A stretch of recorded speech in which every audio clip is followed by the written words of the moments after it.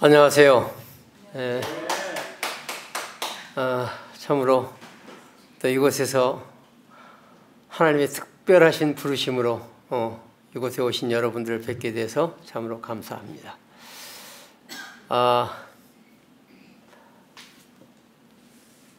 오늘 이 자리에 와서 단에 설 것이라고 전혀 생각하지 않았고 또 준비하지 않았습니다.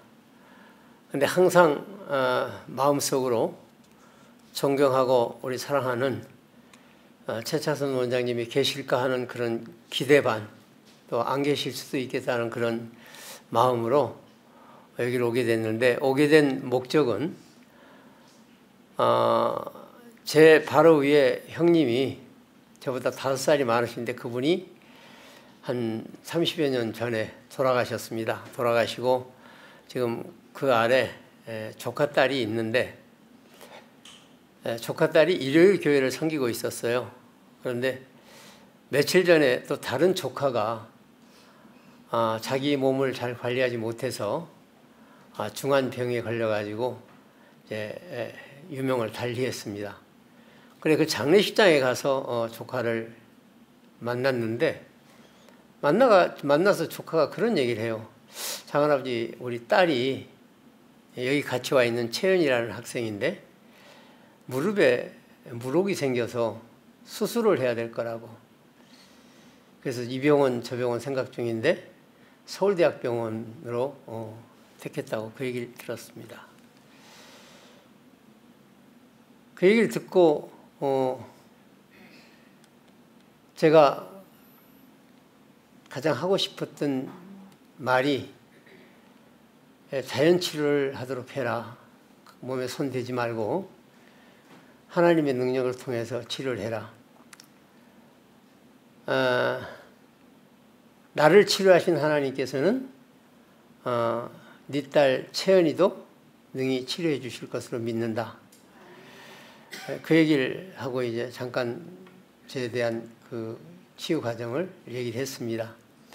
작은아버지고 조카이지만 제가 어떻게 돼서 재림신앙인이 됐는지, 또 어떤 신앙을 어떻게 하고 있는지 자세히 나눌 수 있는 기회가 없습니다.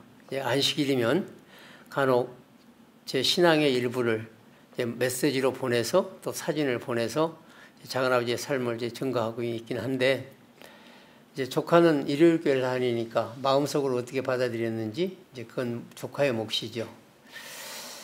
오늘 와서 우리 원장님하고 잠깐 얘기를 나누는 중에 장로님이 경험했던 신앙을 간증해 주셨으면 좋겠다 말씀하셔서 부족한 제가 이제 하나님의 영광을 드러내고자 이 자리에 섰습니다. 제가 2000년 1월 달입니다. 이제 그 99년도에 저한테 협심증이라는 그 중한 병이 와가지고 저는 이제 그 병이 어떤 병인지 몰랐어요. 제가 혜태 패밀리 주스 대리점을 하고 있었는데 회식을 하고 우리 직원들이 전부 이제 퇴근을 하고 저도 이제 가야 되는데 술을 한잔 했기 때문에 사무실에서 좀 깨야 되겠다 그러고 이제 잠깐 누워 있는 중에 갑자기 가슴에 통증이 와가지고 가슴이 막 찔리는 거예요. 호흡을 못할 정도로. 그래서 왜 그럴까 하고 뭐 생각할 겨를도 없이 죽게 생긴 상황이에요. 근데 어떻게 이제 생각을 가다듬고 한 5분 10분 있었더니 호흡이 다시 돌아와서 이제 정상으로 호흡을 할 수 있었고 집에 갈 수 있었습니다. 이제 전 병원에 안 갔으니까 아직은 무슨 병인지 모르죠. 그래서 집사람 보고 아마 담이 결린 것 같다. 가슴이 갑자기 쪼이고 굉장히 호흡을 못할 정도로 힘들었다. 그랬더니 집사람이 아무 소리 안 해요. 그래서 이제 그 다음날 아침에 일상적으로 또 아침 식사하고 갔다 올게. 그리고 이제 한 일주일 괜찮았습니다. 아침에 식사를 하고 저 성경 같은 가방 하나를 들고 갔다 올게. 그러고 나오는데 나와서 이제 주차장으로 제 차를 찾아서 걸어가는데 갑자기 가슴이 또 쪼여가는 거예요. 그래서 이제 거기서 또 주저앉아가지고 정말로 심장 마비가 이제 그렇게 오는 것 같습니다. 그냥 주저앉았어요. 그리고 아무것도 생각나지도 않고 어떻게 할 수가 없어요. 이제 그러는데 다시 호흡이 돌아와가지고 일어날 수 있었습니다. 아마 하나님께서 그때도 일어나게 하시고 이렇게 살려주신 목적은 오늘 여러분들에게 이 짧은 시간이지만 간증을 통해서 하나님께서 참으로 치유자시라는 능력을 갖고 계신 분이라는 걸 간증하기 위해서 그러시지 않았나 하는 생각이 지금 듭니다. 그래서 이제 일어나서 다시 차에 가가지고 시동을 걸고 이제 회사로 가지 않고 곧장 병원으로 갔습니다. 가면서 제 느낌이 이건 심장에 어떤 문제가 있구나. 그러고 이제 제가 그때 인천에 살았는데 매스컴을 통해서 부천에 성가병원이라는 병원이 있습니다. 그 병원이 옛날 뽀빠이 이상용 씨가 소련의 그 한인들 3세 여자아이들을 심장팍막증으로 해서 수술을 많이 여러 명을 해가지고 이제 소련으로 보낸 적이 있었습니다. 그걸 기사로 보고 있어서 거기가 심장이 전문으로 하는가 보다 하고 이제 그 병원으로 곧장 갔죠. 그리고 회사에 전화하고 그래서 이제 아침 한 9시쯤부터 오후 한 3시까지 이제 완전히 검사를 했습니다. 검사를 했는데 뭐라고 판정이 나왔냐면 협심증이라고 그래요. 그래 협심증이 뭡니까? 전 병명도 모르니까 그랬더니 심장에 들어가는 혈관이 3개가 있는데 그게 막혔습니다. 그래요. 그럼 그거 어떻게 합니까? 그랬더니 혈액을 순환을 원활하게 공급해야 되는데 혈액순환이 안 되고 해서 숨이 차고 가슴이 쪼여오고 한다. 그래서 일단은 이 약을 먹어보고 치료를 해보자 하고 얘기를 해요. 그래서 이제 그날 약을 한 봉지 들고 집에 왔는데 집에서 약을 먹으니까 머리가 아프기 시작한 거예요. 도저히 머리가 아파서 그 약을 먹을 수가 없어요. 그래서 이제 그 다음날 의사한테 전화를 해서 머리가 왜 이렇게 아프냐, 약을 먹을 수가 없다 그랬더니 반만 먹으라 그래요. 그래 그 쪼개가지고 이제 약을 먹었는데 그 약도 역시 머리가 아파요. 그래도 반만 먹어도. 그래서 이제 물으니까 혈관이 확장돼서 그렇다 그래요. 이제 좁혀진 혈관이 확장되니까 머리가 아프다. 그럼 심장만 혈관 확장이 되는 게 아니라 뇌까지 확장되는 거죠. 약이라는 것은 먹었을 때 아픈 부위만 치료해야 되는데 아프지 않는 부위까지 이제 약의 그 역할이 발휘가 되니까 머리가 아프죠. 그래서 약을 며칠 먹다가 제가 이제 그 베트남전에 참전을 했었습니다. 그래서 이제 둔천동에 있는 보훈병원에 가가지고 이제 검사를 다시 했어요. 그랬더니 거기서는 심근경색이라는 판정이 나왔습니다. 그러니까 심근경색이나 협심이나 이제 큰 차이가 없는데 이제 그래서 도저히 내가 숨이 차고 가슴이 쪼이고 해서 이걸 치료를 받아야 되는데 어떻게 해주겠느냐 그랬더니 날짜를 잡아가지고 조영술을 하자 그래요. 이제 조영술이 아마 많이 들어서 아시겠지만은 이 막혀있는 혈관을 넓히는 그런 그 시술입니다. 그때가 이제 2000년 1월 11일자로 기억을 하는데 이제 그날 아침에 9시쯤 이제 제가 수술실로 내려가야 되고 그 전날 우리 집사람이나 저에게는 이제 각서를 받았습니다. 저는 그런 걸 안 해봤으니까 이제 두려움이 있죠. 그래서 전에 제가 교회를 일요일 교회를 이제 간혹 다니긴 했는데 사실 갔다 와도 성경 들고 갔다가 집에 내려놓으면 담배 피러 가고 또 친구들 만나서 뭐 고스톱 치러 다니고 세상 쾌락 위해서 쫓아다녔죠. 근데 이제 그날 아침에 오늘 내가 시술을 해야 되는데 두려움이 드는 거예요. 제 몸에 칼을 대야 된다는 거, 수술이. 그래서 이제 다른 분들이 다 잠자리 자고 있었는데 아침 한 7시쯤 됐습니다. 2월 달이니까 어두웠죠. 그래 무릎을 꿇고 어떤 기도를 드렸냐면 하나님 정말로 제가 제 인생을 지금까지 잘못 살았습니다. 제가 지금 죽을 병에 걸려서 심히 고통 중에 있으니 이 병을 좀 고쳐주십시오. 오늘 제 몸에 칼을 대고 수술을 한다 그러는데 이 수술이 무사히 맞춰질 수 있도록 도와주십시오. 제 기도의 목적은 그거였어요. 하나님께서 제 수술에 개입하셔서 의사들에게 능력을 줘가지고 이게 쉽게 잘 뚫리도록. 아마 그렇게 고쳐주셨으면은 제가 재림교인이 될 수 있는 가능성은 전혀 없죠. 전혀 없는데 하나님께서는 제 옆에 딱 그때부터 20년 전에 제7일 안식일 예수 재림교인을 하나 붙여주셨어요. 그러시면서 간혹 이제 저를 만나게 되면 형님 토요일이 예배일이 맞습니다. 안식일이 맞습니다. 그다음에 우리 집에 간혹 오면은 돼지고기 들지 마십시오. 뭐 고등어나 이런 거 졸여놓으면 먹지 마십시오. 이제 그런 얘기를 해요. 그러면서 이제 제7일 안식일 예수 제일인교회에서만 가르치는 천연계에 대한 그 위대한 능력이라든지 하나님의 펼쳐놓으신 이 천연계 이런 부분을 얘기를 하고 그러는데 한쪽 귀로 듣고 한쪽 귀로 흘렸죠. 그리고 이제 제가 할 수 있는 얘기는 일요일교회 신학대학이 얼마나 많고 목사님들이 얼마나 많으냐. 교수들도 많고 그분들이 성경을 몰라서 토요일날 예배를 안 드리고 일요일날 예배를 드리겠느냐. 그리고 하나님께서 주신 모든 음식 먹으라고 주신 거 아니냐. 이제 그렇게 제가 변명을 하고 지내왔습니다. 지내왔는데 2월 11일 날 시술을 한다고 해서 이제 의사들이 한 서너 명이 와가지고 저를 이제 마취를 시켜가지고 전 눕혀놓고 모니터만 보고 있는데 이제 이 동맥을 끊어가지고 허벅지 사상원리 쪽에 동맥을 끊어가지고 뭐가 올라가는 거예요. 이제 화면으로 보니까 화살표 같이 생겼는데 착착 치고 올라가요. 파란 게 이제 모니터로 보니까. 근데 여기까지 올라왔는데 탁 치더니 따끔하면서 못 나가고 따끔하더니 못 나가고 못 나가는 거예요. 아마 한 20분이나 30분 가까이 됐는데 이제 의사들이 하는 얘기가 안 되겠다 그래요. 근데 저는 이제 정신이 점점 몽롱해지고 그래서 이제 무슨 얘기를 하느냐면 혈압이 너무 많이 떨어진다 그래요. 아마 50, 40까지 이렇게 떨어진다 그래요. 그래가지고 결국은 그 시술을 하다가 중단을 하고 이제 빼버렸습니다. 빼고 모래주머니를 이제 병실로 옮겨놓고 모래주머니를 여기다 올려가지고 혈관이 다시 접촉하도록 이제 그래놓고서는 그 다음날 이제 아침이 되니까 이제 담당 의사가 순회를 하면서 지금도 계세요. 보건병원에 이근이라고 그분이 부장이신데 퇴원하라 그러는 거예요.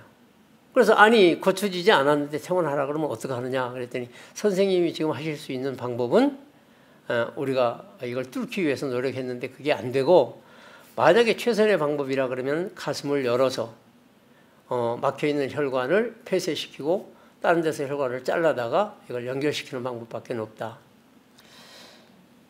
근데 제가 그 수술을 다른 분이 하고 나서 그분이 한 2년 살다가 돌아가신 걸 봤어요. 폐에 물이 찼다 그래. 폐부종이라 그러던가 그래가지고 그분이 돌아가신 걸 봤는데 그러면서 그렇게라도 해야 되지 않느냐 그랬더니 선생님은 아직 그 수술하기에는 젊다 그래요. 쉬운 일이었으니까. 그래가지고 이제 약을 한 보따리를 줘서 가져가서 먹고 이제 있는데 제가 이제 집이 조금 넓었어요. 45평 아파트에 살았는데 집이 꽤 크죠, 방이. 그러니까 아들은 저쪽 방에 있고 딸은 저쪽 방에 있고 집사람하고 나하고 이 방에 쓰고 뒤에 이제 서재로 쓰는 방이 하나가 있었는데 제가 그때 이제 숨이 차고 하니까 하던 일을 정리하고 이제 돈이 조금 있었던 걸 가지고 주식을 하고 있었어요. 주식을 하고 있었는데 스트레스를 많이 받죠, 그게. 근데 밤에 12시, 1시 잠이 들었다가 한숨 자고 나서 가슴이 쪼여서 깨고 나면 집사람이 없어요. 나 혼자 있는 거예요. 그게 한 서너 번 그렇게 하다가 내가 이러다가 그냥 죽겠구나. 심장마비는 이제 앓다가 죽는 병이 아니기 때문에 갑자기 마비가 되면 죽는 거니까 정말 이래서는 내 인생이 너무 아쉽지 않느냐. 왜냐하면 제가 고향이 장흥인데 12살 때 초등학교를 중퇴하고 인천에 올라갔습니다. 그래서 12살 때부터 제가 이제 세상하고 경쟁해가면서 싸워가면서 살아왔는데 이제 시운들 딱 40년 만에 나한테 이제 죽음이라는 그림자가 두려운 거예요. 그 집사람은 보니까 거실에서 자고 있어요.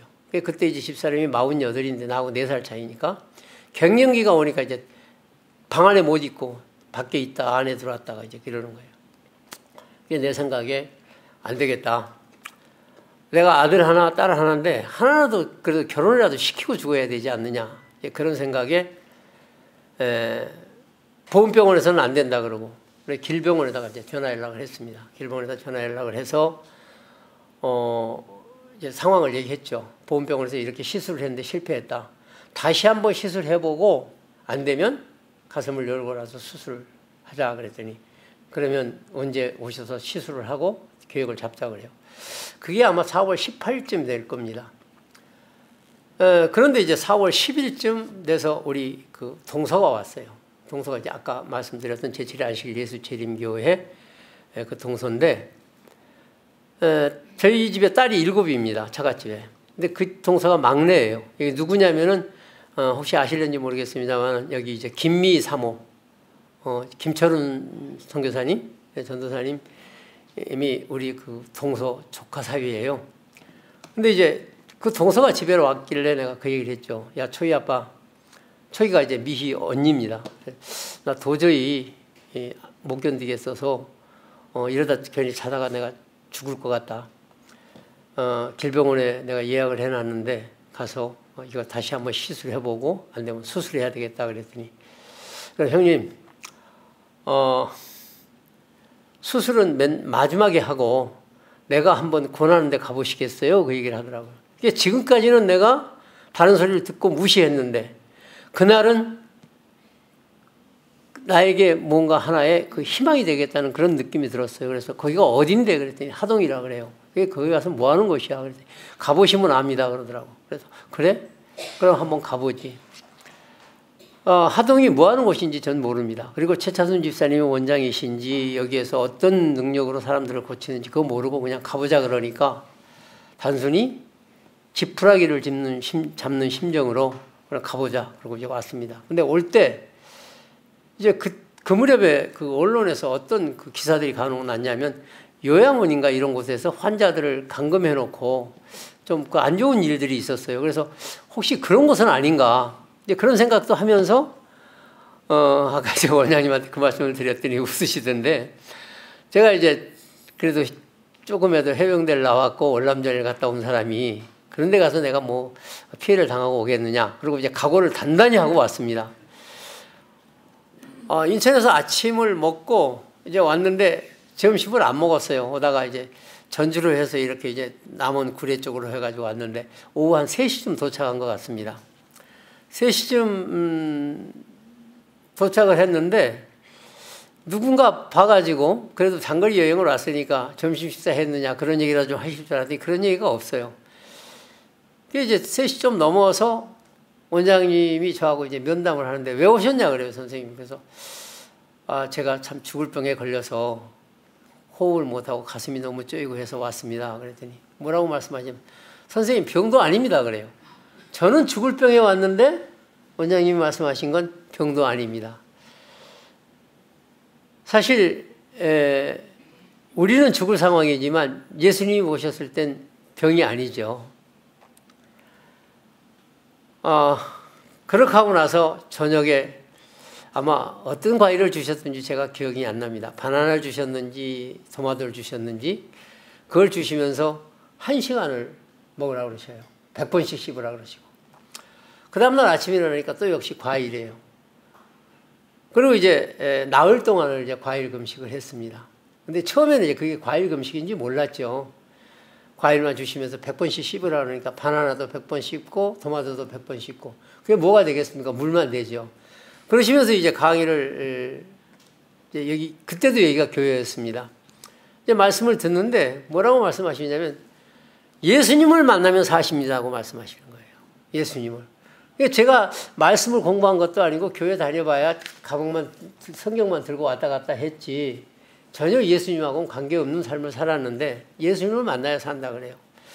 그래 한 2, 3일 그 말씀을 듣다가 제가 이제 궁금해요. 어떻게 예수님을 만날 것인가. 그래서 이제 원장님한테 제가 여쭤봤죠. 원장님 어떻게 예수님을 만납니까? 예수님 만나시면 산다 하시는데 예수님 만나는 방법을 좀 가르쳐 주십시오. 그랬더니 뭐라고 말씀을 안 하세요. 근데 이제 그렇게 하고 나서 4일이 지났는데 이제 다른 분들 식사하시는 걸 보니까 현미밥 요만큼 주시면서 100번씩 씹으시라 그러고 1시간 씹으시라 그러고 이제 건강 강의를 하시는데 씹을수록 침이 많이 나오고 침이 나오면 그게 소화액이다. 그리고 이제 이미 우리가 음식을 보는 순간 우리 입에서 군침이 돌 때 그게 이제 소화를 시키기 위한 준비다. 신체적인 반응이다. 근데 뭐 그동안 한 이틀 과일 금식을 하고 나니까 제 그 머릿속에 떠오르는 건 인천에서 이제 먹던 돼지갈비, 삼겹살, 꽃게 매운탕, 뭐 광어회 이런 거 그냥 눈에 선한 거예요. 근데 그때 이제 정장님이라고 같이 이제 돕는 분이 계셨는데 그분하고 저하고 거의 같은 연배였어요. 그 어디 나가시면서 저 같이 나가자 그래서 동행을 했는데 점심 때 중국집 앞을 지나가는데 얼마나 짜장면 냄새가 맛있게 나는지요. 아무튼 나흘을 지나고 이제 닷새째 되니까 현미밥을 요만큼 주시면서 이걸 이제 100번씩 씹으라고 그러세요. 그리고 거기에 이제 뭐 고구마 같이 생긴 게 뭡니까? 약혼 깎은 거, 뭐 당근 깎은 거, 오이 깎은 거 이제 무염식으로 이제 주시면서 100번씩 씹으라고 그러는데 그대로 먹었죠. 이제 그렇게 하고 강의를 듣다가 제가 이제 그때 가장 먼저 생각났던 말씀이 요한복음 14장 6절에 내가 곧 길이요 진리요 생명이니 나로 말미암지 않고는 아버지께로 올 자가 없느니라. 내가 예수님께서 길이라 그러고 진리라 그러고 생명이라 그러셨는데 내가 인생의 길을 모르고 살았구나. 그러니까 헛것을 위해서 사는 거예요. 먹는 것도 그렇고 하는 것도 그렇고 삶의 의미가 전혀 예수님하고 관계없는 삶을 살고 있던 거예요. 자동차를 이제 생각을 해봤습니다. 우리가 자동차를 끌고 운전을 하고 차도를 나가면 1차선, 2차선 그어져 있고 가운데 중앙선이 그어져 있죠. 황색 2연선은 불가침선이라고 해서 절대 넘어가면 안 되는 선이죠. 하물며 자동차도 그렇게 길이 있는데 인생 살아가는 길이 없을 수 없죠. 예수님께서 내가 곧 길이라고 말씀하셨구나. 나는 진리다. 진리가 뭔가 거짓이 아니잖아요. 참이잖아요. 예수님께서 가르쳐 주신 성경에 기록된 말씀들이 참이로구나. 생명이로구나. 생명이라는 건 살아라 하는 명령이잖아요. 사는 거예요. 그 말씀에서 내가 이제 예수님한테 모든 길이 있었고 사는 길이 있었구나. 이제 그 생각을 하고 이제 완전히 내가 깨닫는 건 아니죠. 그 말씀의 깊이를 이제 좀 생각을 해봤는데 그러고 나서 한 열흘 있다가 아까 이제 우리가 점심 식사하시던 그 식당에서 조금 더 들어가면 옛날에 그쪽에 원장님이 사셨던 주택이 있었습니다. 그리고 거기에 세면장이 하나 있었어요. 아침에 세수를 하고 수건으로 얼굴을 닦으면서 거울을 딱 보니까 얼굴이 한 서너 살 먹은 아기처럼 홍조를 띠는 게 굉장히 피부가 맑아요. 그래서 내 느낌이 내 피가 맑아지고 있네? 그러면 이 피가 언젠가 흘러서 심장에 막혀있는 그 혈관이 흐르면 뚫리겠구나. 그런 느낌이 오는 거예요. 우리가 이제 그러면서 제가 그려지는 게 저 깊은 산 중에 물이 조금씩 흘러내려오잖아요.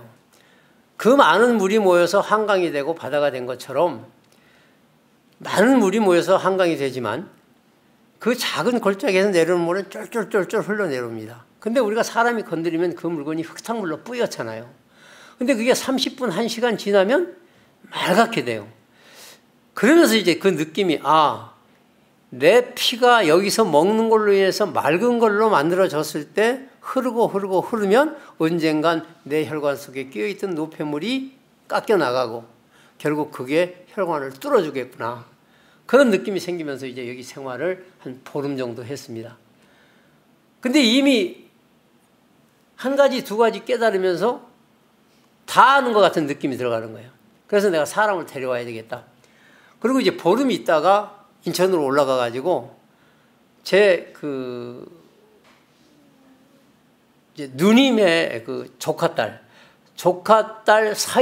사이 하나 중에 알코올 중독자가 하나가 있어요. 저보다 이제 나이는 굉장히 젊은데 그 친구가 지금 50대 한 중반 됐을 겁니다. 그래 그 친구 데려와야 되겠다. 그러면 살리겠다 싶어가지고 이제 인천 가서 그 조카 사이를 데리고 왔습니다. 데려와가지고 여기 있으니까 술 안 먹고 얼마나 좋아요. 그래 이제 한 보름 동안 술이 끊어지고 고쳐졌죠. 그래서 이제 저는 여기서 한 달 생활을 하다가 이제 올라가서 이제 제7일 안식일 예수 재림교회를 찾아가야 되지 않습니까?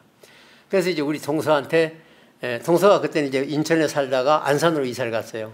동서가 어느 교회 나갔어? 그랬더니 인천 계양교회를 나갔다 그래요. 그럼 계양교회를 내가 찾아가겠다. 그래가지고 계양산 앞에, 인천을 좀 아시는 분이 있는지 모르겠습니다. 서구청 넘어가는 길입니다. 왼쪽에 교회가 있어 찾아갔더니 정말로 이제 교회에서는 한 영혼 찾아오는 게 정말 큰 일이고 기쁨인데 젊은 사람 하나가 찾아온 거예요. 그래가지고 이제 제가 거기서 한 몇 달 동안 이제 교회를 다니다가 이제 성경 공부를 하고 이제 침례를 받았습니다. 아마 우리 이제 성도님들도 여기 계신 걸로 짐작이 되고 또 처음 오신 분들도 계시지만 일요일 교회에서는 세례를 받지만 이제 우리 교회에서는 침례, 완전히 물속에 들어가는 이제 그런 경험을 하게 됩니다. 그래가지고 이제 계양교회 교인이 됐는데 여기서 이제 식생활을 좀 배워가지 않았습니까? 그랬더니 그 사모님이 쓰던 와플기를 주시더라고요. 그래서 와플이 뭐하냐면 통밀하고 현미를 갈아가지고 이제 그 빵을 굽는 겁니다. 그래서 이제 그걸 가지고 와서 구워가지고 이제 밖에 나오면 이제 사과 하나 사가지고 사과하고 와플하고 들고 나와서 차 안에서 점심을 먹었어요. 이제 요즘은 이제 밖에 나가면 그나마 그래서 비빔밥도 먹고 이제 그러긴 합니다만은 뭐 청국장도 먹고 그때는 밖에서 거의 외식을 안 했습니다. 그리고 이제 집에 가서 간장 된장을 못 먹게 하고 없애고 좀 이상한 사람이 되어버린 거예요. 라면 같은 거 절대 못 먹게 하고 컵라면에 아이들 좋아하는 거 이제 없애게 하고. 그래서 이제 나름대로 이제 갈등이 좀 집안에서 있긴 했었는데 그래도 내가 이제 그걸 양보할 수 없다. 우리 자녀들을 건강하게 해야 되겠고 살려야 되겠다는 그런 마음에. 그리고 이제 저는 매일같이 제가 부평에 살았는데 부평구청 뒤에 살았습니다. 인천 계양산을 그게 745m인가 475m인가 그래서 375m. 375m인데 밑에서 거기를 정상까지 올라가는데 23분 걸려요. 굉장히 이제 숨이 차고 해도 아무튼 죽고 살기로 올라갑니다. 그래 먼저 정상에 딱 도착하면 제가 먼저 무릎부터 꿇어요. 왜냐하면 제가 심장병으로 판정을 받았던 사람이 정상에 올라왔다는 그 자체가 감사한 거예요. 하나님 감사합니다. 정말 저 같은 환자가 심장병 환자가 여기로 올라오게 해주셔서 감사합니다. 그리고 이제 하나님께 잠깐 기도하고 그리고 이제 거기서 이제 정상에 올라가서 스트레칭하고 그다음에 이 성경을 들고 이제 자리를 받았어요. 등산을 다니면서. 그래서 소나무 밑에 조용한 곳에 이제 자리를 잡아놓고 거기 가서 이제 기도하고 말씀 보고 그다음에 이제 내려오면서 그전에 394장인데 지금은 631장인가요? 내 영혼이 거기 깊은 곳에 그 찬양을 하면서 이렇게 이제 산을 내려오면 인천 시내가 다 보이죠. 천지가 내 것 같아요. 얼마나 하나님의 은혜에 감사하고 감동받는지. 그리고 이제 교회 생활에 굉장히 열심히 했습니다. 열심히 했는데 이제 하나님께서 이제 그 교회 목사님을 통해서 제가 이제 보건절제부가 어떤 부서인 줄도 모르는데 교회 나온 지 몇 달 되지 않았는데 보건절제부장이라는 직분을 주시더라고. 그래도 이제 환자들 전부 방문 다니는 거예요. 환자가 얼마나 많습니까? 중풍 환자, 암 환자. 말씀 보고 기도하며 이제 이렇게 다니다 보니까 제 신앙이 조금씩 자라나기 시작한 거예요. 그러고서 한 6개월 동안을 이제 계양산 다니면서 운동을 하고 이제 교회 생활을 하는데 어느 날인가 내가 환자였는가를 잊어버리고 사는 거예요. 통증을 모르고 살았습니다. 그 이제 주위에 아는 사람들이 심장병이 굉장히 위급한 병이고 중한 병인데 왜 김 선생님이 약도 안 먹고 병원도 안 가느냐. 그래서 통증 없으니까 안 간다. 그리고 아프지 않는데 왜 내가 약을 먹냐. 약을 먹으면 결국은 병원에 가야 되고 병원에 가서 검사 받으려면 피 빼야 되고 환자복 입어야 되고 그게 환자 되는 거 아니냐. 난 아직 내 가슴에 통증이 없으니까 안 간다. 그렇게 해서 이제 몇 년 신앙생활을 하다 보니까 제가 이제 점점 제7일 안식일 예수 재림교인이 되어가는 것입니다. 많은 사람들이 그 얘기를 해요. 가서 검사 한번 받아봐라. 똑같은 얘기예요. 내 몸에 통증을 안 느끼고 아프지 않으니까 산을 가면 다른 분들하고 같이 이제 산행을 합니다. 그런데 아프지 않으니까 이상이 없는 것이고 검사 안 받아도 분명히 하나님께서 막혔던 혈관을, 제가 생각했던 그 추측입니다. 그 혈관을 뚫어주셨든지 아니면 그게 막혔으면 옆에다가 다시 혈관을 만들어서 고속도를 만들어 주셨을 것이다. 그 단순한 믿음이에요. 미련한 믿음인지도 모르죠. 이제 그 믿음 가지고 살아오면서 이제 많은 사람들에게 만나면 요양원 가라. 그 다음에 식생활 개설해라. 이제 그런 얘기를 많이 했습니다. 많이 했는데, 이제 저하고 가까운 제가 신앙생활을 하면서 가장 아쉬운 것이, 이제 여러분들도 그러실 거예요. 가장 누구를 사랑하느냐? 내 가족들 사랑하잖아요. 자녀들. 근데 내 자녀들이 예수님 안에서 믿음이 자라나길 바라고, 내 조카들이 믿음 안에서 자라나길 바라고, 나하고 가까운 친구들이 신앙을 받아들이고 구원 얻길 바라는 거죠. 제가 이 교회에 와서 이제 장흥으로 고향으로 내려온 것은 이제 12년 됐습니다. 12년 됐는데 내가 왜 내려오고 싶었냐면, 나는 아직 준비가 덜 돼 있다 할지라도 내 마음이 뜨거웠던 거예요. 우리 최차순 원장님이 저렇게 큰 일을 하시는데 정말로 사망으로 끌려가는 사람들을 얼마나 건져주도록 통로 역할을 하셨어요. 근데 나도 그 일을 하고 싶은 거예요. 이 세상에 가장 가치 있는 일이 사람을 살리는 일 아니냐. 의사는 칼을 가지고 수술을 해서 사람을 치료는 하지만 완전히 하나님을 만나게 해서 구원 얻도록은 못 하시죠. 근데 예수님을 소개해서 그분들이 예수님을 만나면 완전한 전인적인 치유가 되잖아요. 나도 그 일을 하고 싶어가지고, 그럼 내가 이 일을 어디서 해야 될까? 그래 이제 인천에서 여기저기 생각하다가 그래도 대한민국에서 가장 낙후돼 있고 사회적으로 냉대받고 하는 곳이 전라도다. 내가 기왕이면 내가 어렸을 때 그 가난한 고향 가서 내가 이분들에게 내가 지금까지 60년 동안 세상 살아오면서 경험했던 노하우를 이분들에게 알려드리고 내가 믿는 예수님을 소개해야 되겠다. 그래 싶어서 이제 인천 거를 하나씩 정리하고 전라남도 장흥에다가 요양원을 지었습니다.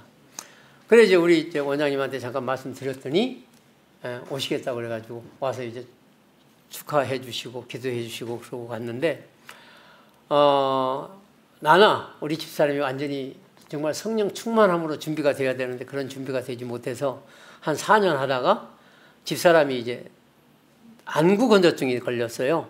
이제 왜냐하면 눈이 빡빡하고 눈물이 안 나오고, 근데 그거는 제가 이제 요양원을 드릴 때 좀 더 시설에 신경을 써야 되는데, 이 가스를 이제 활용을 해서 이 음식을 만드는데 하루 3끼 음식 만들어야 되잖아요. 만들어야 되는데 그 가스가 100% 연소가 되는 것 같아도 100% 연소가 안 돼요. 그래서 그 부분이 호흡하고 눈에 이렇게 들어가고 해가지고 집사람이 지금도 이제 눈 때문에 좀 불편함을 겪는데, 그렇게 해서 그걸 이제 요양을 할 수 없는 상황이 됐어요. 그래가지고 6년 전, 7년 전에 그걸 이제 정리하고 제가 이제 지금은 다른 일을 하고 있습니다. 다른 일을 하고 있는데, 그동안 이제 제가 병원에 가서 검사를 하게 되면 이제 보훈 대상자니까 무료로 받을 수 있는데도 제가 검사를 안 했어요. 그리고 의료보험공단에서 2년씩 하는 건강검진도 제가 안 받았습니다. 안 받고 이제 사실 병원하고 의료보험공단하고는 별로 관계없이 이제 그렇게 살아왔는데, 작년인가요? 제가 이제 주식회사를 경영을 하게 됐습니다. 여기 내려와서 정남진 장흥표고 주식회사라고 그 표고버섯 생산자들이 유통회사를 차려서 이제 마땅한 사람이 없으니까 저를 이제 불러가지고 저보고 이제 경영을 해달라고 해서 제가 그 전에 쭉 인천에서 유통업을 했기 때문에 이제 그 일을 하고 있는데, 작년이면은 3년씩 2기를 끝내는 이제 6년 만기예요. 그래서 금년 3월 주주총회면 제가 그만둬야 되겠다는 생각도 들고, 또 그렇게 되면 내가 이제 생활도 해야 되고 해서 전에 이제 제가 그 심근경색 판정을 받고 7급을 받았습니다. 혹시 급수를 좀 높여받을 수 있을까 싶어서 이제 광주보훈병원에 가가지고 검사를 이제 처음으로 다시 한번 한 거예요. 그랬더니 처음부터 이제 입원시켜놓고서 아마 이틀인가 3일 걸려서 검사를 전체적으로 했는데, 사진을 보니까 이제 2개가 막힌 것은 이제 그건 활용이 안 되고 있어요. 폐쇄한 거고, 그 옆에다가 다시 만들어가지고 두 개가 혈관이 흘러가고 있는 거예요.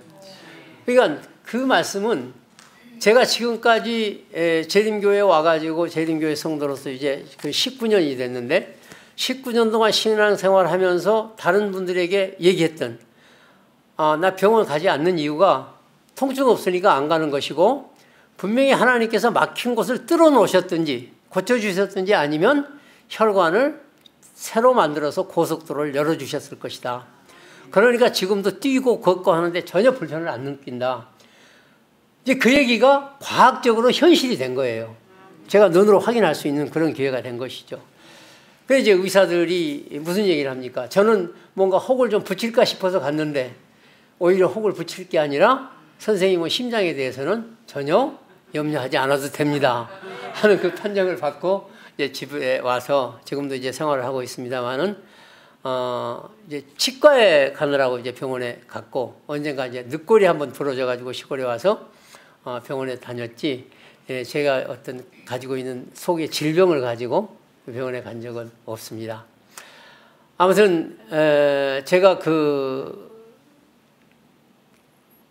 이제 시술을 하던 그날 아침에 저는 두려움에 또 이 병을 우리 하나님께서 이제 의사들을 통해서 수술을 통해 가지고 치료를 해 주시길 바라고 그런 기도를 드렸지만 이사야서 55장 8절에 어떤 말씀이 있냐면 내 생각은 너희 생각과 다르고 내 길은 너희 길과 달라서 하늘이 높음 같이 내 계획하고 하나님 계획은 다르더라 말이죠. 그날 실패를 하고 내가 약복지를 들고 집에 갔을 때는 절망이었죠.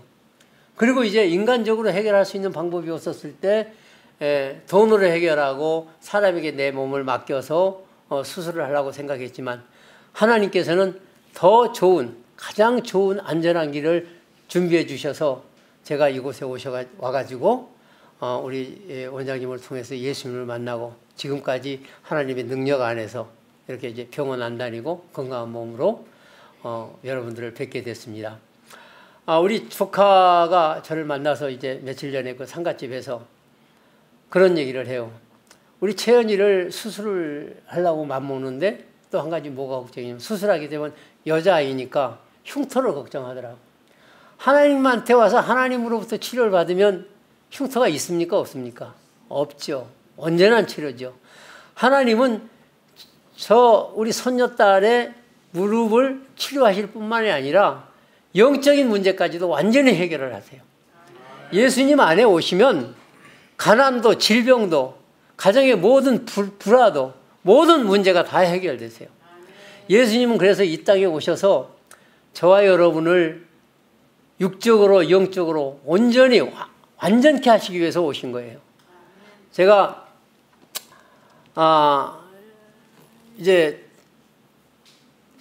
재림교회 온 지 딱 20년 됐습니다. 이제 52에 와가지고 지금 72이 됐으니까 20년 됐는데 제가 아까 원장님하고도 그런 말씀을 잠깐 드렸습니다만 내 남은 인생이 일할 수 있는 기회가 얼마 없어요. 우리가 강건하면 80이라 하더라도 80까지 일할 수 있는 나이 10년밖에 안 남았잖아요. 지금 제가 저 일을 하고 있으면서도 날마다 아쉽고 후회되고 어떻게 하면 내가 하나님의 복음을 전할 수 있을까? 사람을 살리는 일이잖아요. 지금 소망 없이 죽어가는 사람들이 엄청 많아요. 조금 전에 식사를 하고 잠깐 이제 조카 있는 방에로 올라갈까 하고 갔는데 영종도에 계시는 우리 큰 동서가 계세요. 지금 81살인가 82인데 전화가 왔어요. 그래서 형님 요즘 어떻게 지내십니까? 그랬더니 그냥 그럭저럭 죽을 날만 기다리고 산다 그래요. 소망이 있습니까? 없습니까? 없죠. 사람에게는 희망이 있어야 돼요.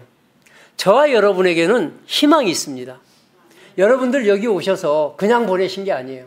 육신의 질병만 치료하신 게 아니라 예수님은 저와 여러분을 온전케 하셔서 영원히 함께 살고 싶어서 이 땅에 오신 거예요. 그래서 제가 지은 모든 죄, 여러분이 지은 모든 죄를 다 갚으셨어요. 그리고 너희는 내 것이라고 말씀하세요. 하나님이 사람으로 오셔서 저와 여러분의 죄를 갚아주셨다는 것, 얼마나 큰 선물이고 큰 은혜입니까? 평생을 천주교 다니셨어요. 천주교 다니셨다고 다니셨는데 천주교인들 말씀이 깊이가 없어요. 그리고 정말로 하나님에 대한 소망도 없습니다. 제가 72년을 살아오면서 요즘 제 입으로 스스로 자랑하고 다니는 것이, 첫째 가장 내가 큰 축복이 뭐겠습니까? 제7일 안식일 예수 재림교인 된 것이 가장 큰 축복이고 큰 선물이에요. 그 이상의 선물 없습니다. 영생이잖아요. 건강의 회복을 누렸잖아요. 그 다음에 제가 72인데도 주식회사 대표로서 회사 일을 꾸려나가요. 주주가 114명입니다. 그분들에게 매주 안식일이면 아침이면 성경 문자 보내요. 군수님한테도 보내고 군 의원한테도 보내고 공무원한테도 보내고, 그 일을 위해서 저를 택하시고 부르신 거예요. 받아들이고 안 받아들이는 건 그분들의 몫이에요. 근데 사람이 꼭 궁해야 받죠. 궁해야 받아들이는데, 여러분들 여기 오셔서 보내시는 그 기간이 단순히 현미 드시고 과일 드시고 금식하시고 이럴 기회가 아니라, 여기에서 말씀을 통해서 예수님을 만나셔야 됩니다. 그러면 삽니다. 그 이상의 축복은 없어요. 그리고 내가 여기서 보름 있다 갔던 이유가, 집에 가서 빨리 가서 자식들한테 이 복음을 전하고 싶었던 거예요. 아마 설교 듣다 그 말씀 들으셨는지 몰라요. 사마리아에 물길로 왔던 여인이 예수님 만나고 나서 물동이 버려두고 쫓아갔잖아요. 제가 그 심정이었어요. 가서 교회 나가라. 이런 거 먹지 마라. 정말로 예수님은 우리를 얼마나 사랑하시는지 몰라요. 제가 여기 오면서 어떤 생각이 스쳤냐면, 열왕기하 5장인가요? 나만 장군이라는 장군이 있습니다. 아주 유명한 능력이 있는 장군인데, 그 사람이 문둥병에 걸렸어요. 근데 그 장군 집에 이스라엘을 점령해서 이스라엘에서 포로로 잡아온 여자아이가 하나가 있었어요. 그 여자아이가 자기 안주인한테 뭐라 그랬냐면, 우리 집 주인이 우리나라에 있는, 이스라엘에 있는 선지자 하나를 만나면은 저 병이 날 수 있습니다. 결국 나만 장군이 갔지요. 가서 우여곡절 끝에 그 선지자가 말한 대로 요단강에 7번 들어갔다 나와서 몸이 여전하여 깨끗해졌더라 그랬습니다. 완전히 치유가 됐어요. 제가 우리 손녀딸에게 한 말이, 네가 하동에 있는 선지자를 가서 만나라. 그러면 네 병이 나을 것이다. 아마 여기 오신 여러분들이 누군가의 그런 권유로 여기로 오셨을 것입니다. 저도 우리 동서가 그 당시 저한테 어떤 역할을 했어요? 남한 장군 집에 있던 소녀 역할을 한 거예요. 그 파출부잖아요. 잡일을 돕는 아이. 그 아이인데 그 아이가 남한 장군을 구원하고 그 가정을 구원한 거예요. 형님, 하동 한번 가보십시오. 하동 가보라는 얘기는 최차선 원장님을 만날 수 있고, 거기서 말씀을 들을 수 있고, 거기서 예수님을 만날 수 있습니다. 그 말씀이잖아요. 남한 장군 보고 이스라엘 가서 선지자를 만나시오. 그 말은 선지자가 개인이 아니라 예수님의 사람이지 않습니까? 그 말씀에 순종했을 때 남한 장군이 완전히 치유돼가지고 돌아올 수 있었어요. 부족한 저지만 정말로 저도 이곳에서 여기에 진리가 있었구나. 사람 사는 길이 있었구나.